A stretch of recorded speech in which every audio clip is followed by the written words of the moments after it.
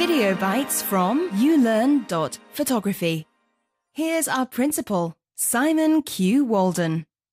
Welcome, hello and greetings to this video bite, which is going to give you 7 tips for being more creative in your portraiture.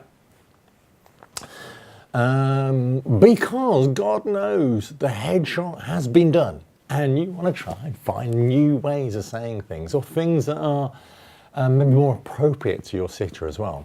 So I'm going to try and give you some things that are a bit sort of general, but will help you build up your mojo and get you kind of generally being more creative.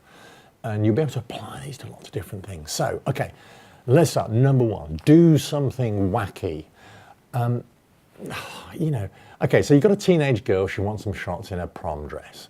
Obviously, you're going to start off with the safety shots, the classic traditional prom dress shots.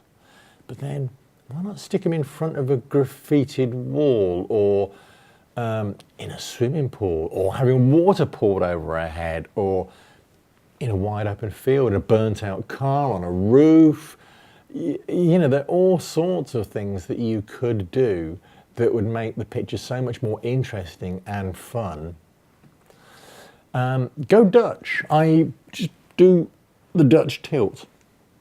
The Dutch tilt on a portrait, it just adds a little bit of extra dynamic.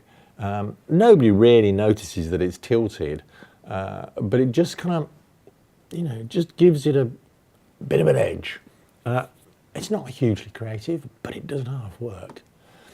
Use creative frames is number 3. So doorways, windows, empty picture frames, mirrors, bars on a wall, grills, blinds, cardboard boxes, or even just lean them against a doorway, but use frames around them. So use a frame within the frame.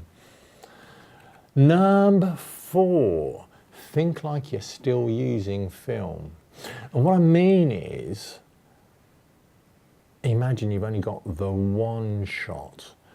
Just slow down a little so you make sure you are getting the image.